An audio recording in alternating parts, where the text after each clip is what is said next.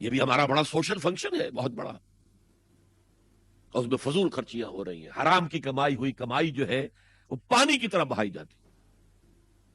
ابھی مجھے ایک صاحب نے بتایا کہ ممبئی میں 2 شادیاں ہوئی ہیں مسلمانوں میں، ایک میں 1.5 کروڑ روپیہ خرچ ہوا، ایک میں 80 لاکھ خرچ ہوا۔ ہم نے وہاں اصلاحی تحریک شروع کی، ضیاء الحق صاحب نے بھی کوشش کی تھی، آرڈیننس پاس کیا تھا، لیکن یہ چیزیں قانون سے نہیں۔ آپ کہیں کہ کسی دعوت میں 50 سے زیادہ مہمان نہیں آئیں گے، وہ 100 آ گئے تو جائز یہ ہوگا پولیس والوں کو رشوت کا کھاتا کھل گیا، جو یہ پیسے لے جائیے صاحب۔ کبھی کبھی وہ پکی پکائی جگہ لے جا کے اپنے تھانے میں بیٹھ کے کھاتے تھے، لیکن قانون سے نہیں بدلتا مزاج۔ ہم نے کیا طے کیا؟ دیکھو یہ ہے چٹان کی بنیاد، آپ کو بڑی اونچی بلڈنگ بنانی ہو تو دیکھنا پڑتا ہے چٹان نیچے بنیاد زمین کیسی ہے۔ تو بنیاد کیا ہے؟ آپ سادگی کرو سادگی کرو سادگی کرو، یہ واسطو بے معنی ہے بالکل، اس لیے کہ غریب کی سادگی کچھ اور ہے، امیر کی سادگی کچھ اور ہے، سادگی کے ایک معنی تو نہیں ہے۔ لہذا کوئی جو ہے راک فاؤنڈیشن وہ تلاش کی جائے، وہ ہم نے کی تلاش۔ جو تقریب حضور سے صحابہ سے ثابت ہے ضرور کرو ضرور کرو ضرور کرو، ابو علیہ بالنواجذ، اپنے دانتوں سے پکڑ لو اس کو۔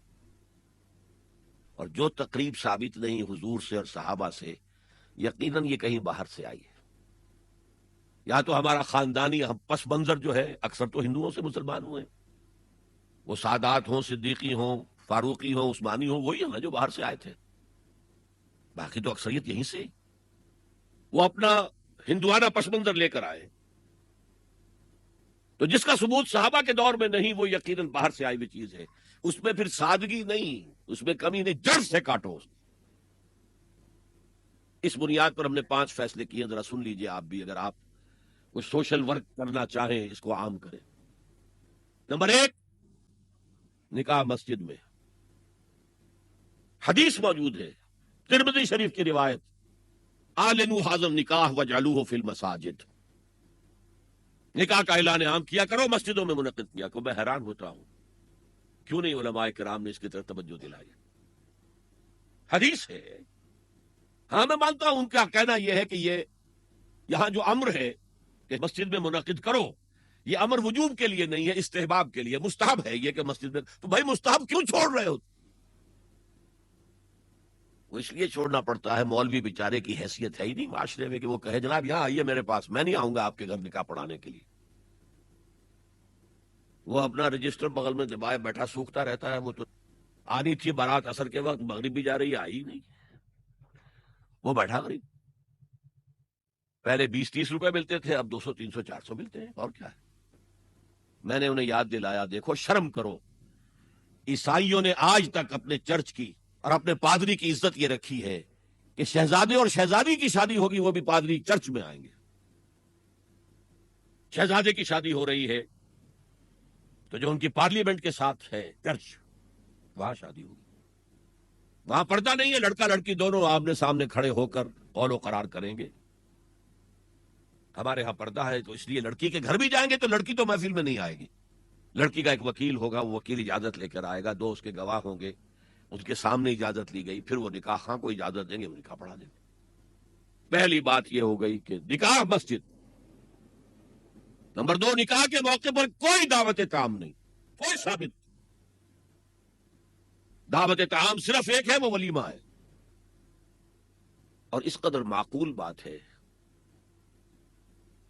سب باپ اپنے سینوں پر ہاتھ رکھ کر سوچیں اور میری بات سنیں، کیا بیٹی کو گھر سے رخصت کرنے کا وقت جو ہے وہ خوشی کا وقت ہوتا ہے؟ جب بیٹی گھر سے جا رہی ہو، کوئی جانور بھی آپ قربانی کے لیے، کوئی مینڈھا کو بکرا لے آئیں 8-10 دن پہلے اور بچے مانوس ہو جائیں تو وہ جب آپ ذبح کرتے ہیں تو پچھاڑے کھاتے ہیں کہ نہیں بچے؟ اور یہ لخت جگر ہے، نور چشم ہے، 18-20-22 برس گھر میں رہی ہے، وہ جا رہی ہے، خوشی نہیں ہے وہاں، صرف یہ ہوتا ہے اے سائی آف ریلیف کہ ایک ذمہ داری کا بوجھ تھا، اللہ نے آج پورا کرا دیا، اتروا دیا بوجھ۔ پھر بھی اندیشہ ہوتا ہے، پتہ نہیں مزاج ملے نہ ملے، نئے ماحول میں جا رہی ہے، وہاں جا کر ایڈجسٹ ہو یا نہ ہو، اندیشے پھر بھی ہوتے ہیں ذہن کو۔ تو ان سے مرغ پلاؤ کھانا اور متنجن کھانا کوئی معقول بات نہیں ہے. معقول بات کیا ہے؟ لڑکا اس کا گھر آباد ہوا ہے وہ ولیمہ کرے. اس پر باقاعدہ احادیث اولبو ولو بشاتن، ولیمہ ضرور کرو چاہے ایک ہی بکری ہو تمہارے پاس. ذبح کرو، کاٹو، کھلاؤ گوشت اپنے دوستوں کو، احباب. یہاں تک کہا کہ بے طعام الولیمہ، برا کھانا ہے ولیمے کا کہ اس میں غریبوں کو نہیں بلایا جاتا. ظاہر بات ہے مسلی کھلانے کے لیے تو ولیمہ نہیں ہوتا، اپنے احباب کو، دوستوں کو بلایا جاتا.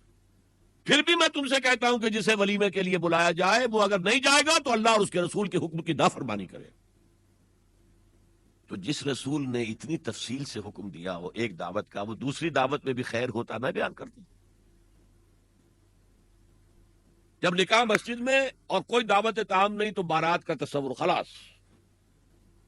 بارات کس بلا کا نام ہے؟ قرآن میں تو کوئی ذکر ہی نہیں، عربی میں یہ لفظ ہی نہیں. اجتماع طرفین مسجد میں ہوا، نکاح ہوا. لڑکی کو، حضرت فاطمہ کو رضی اللہ تعالی عنہا، کچھ خواتین جا کر چھوڑ آئی تھی اس حجرے میں جو ایک انصاری صحابی نے حضرت علی کو دیا تھا. ان کا تو کوئی گھر بھی نہیں تھا. کوئی حضرت علی آئے ہوں اور آ کر وداع کرا کے لے کے گئے ہوں، کچھ بھی نہیں. چوتھی چیز، جہیز کا کوئی تصور اسلام میں نہیں. خالص ہندوانہ رسم، خالص ہندوانہ رسم، خالص ہندوانہ رسم. ہندوؤں میں کیوں ہے؟ وہ اس لیے ہے، معقول بات ہے کہ لڑکی کا وراثت میں کوئی حصہ ہے ہی نہیں. وہ تو جب گھر سے نکل رہی ہے وہ دے دلا کے رخصت کر دو، دان دہیج یہ خیرات ہے. لڑکی کا حق کوئی نہیں ہے گھر پر. اسلام میں تو لڑکی وارث ہے.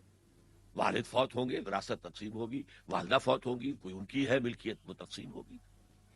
شادی کے موقع پر کوئی جہیز اسلام میں نہیں، قطعاً نہیں.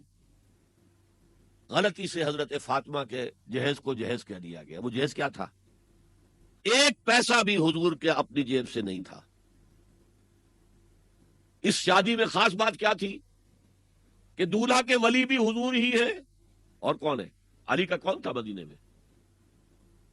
اور دلہن کے والد بھی حضور ہے. اب حضور پوچھتے ہیں حضرت علی سے تمہارے پاس مہر دینے کے لیے کچھ ہے؟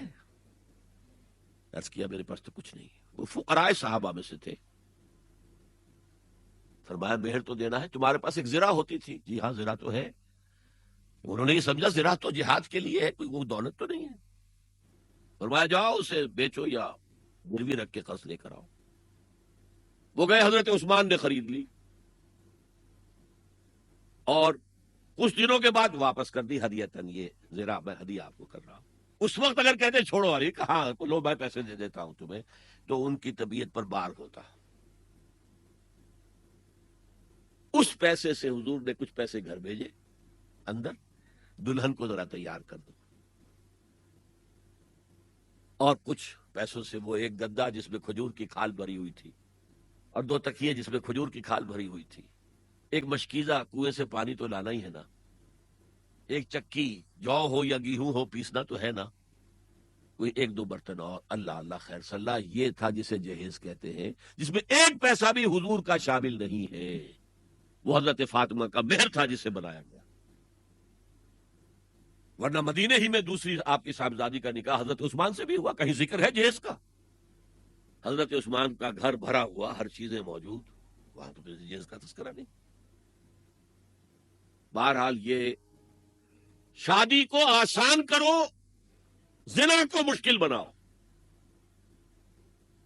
یہاں شادی کے لیے 9 من تیل ہوگا تو رادھا ناچے گی، ورنہ یہ کہ بڑی ہو رہی ہے، عمر ہو رہی ہے، سب کچھ ہو رہا ہے، لیکن کچھ تقاضے تو ہے نا، آخر کچھ تو کرنا ہوتا ہے نا. آخر کچھ نہ کچھ لوگوں کو تو کھانا کھلانا ہی ہوتا ہے نا. بارات تو آخر آئے گی ہی نا، کچھ نہ کچھ تو دینا ہی ہوگا. کچھ جوڑے کپڑے، کچھ. یہ اسلام کا فلسفہ جو میں نے 4-5 باتیں آپ کو بتا، فلسفہ یہ ہے کہ لڑکی کے باپ پر ایک پیسے کا بوجھ نہیں.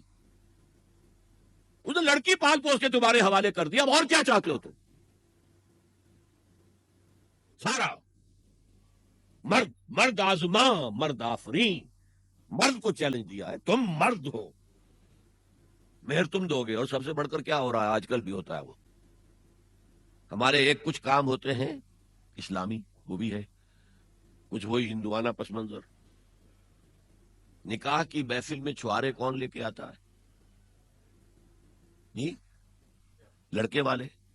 اور پلاؤ کن سے کھاتے ہیں بھائی؟ جس وقت تمہیں مر پلاؤ کھلا رہا ہے وہ چھوارے نہیں بانٹ سکتے. یہ ہے اسلام اور غیر اسلام کا امتزاج.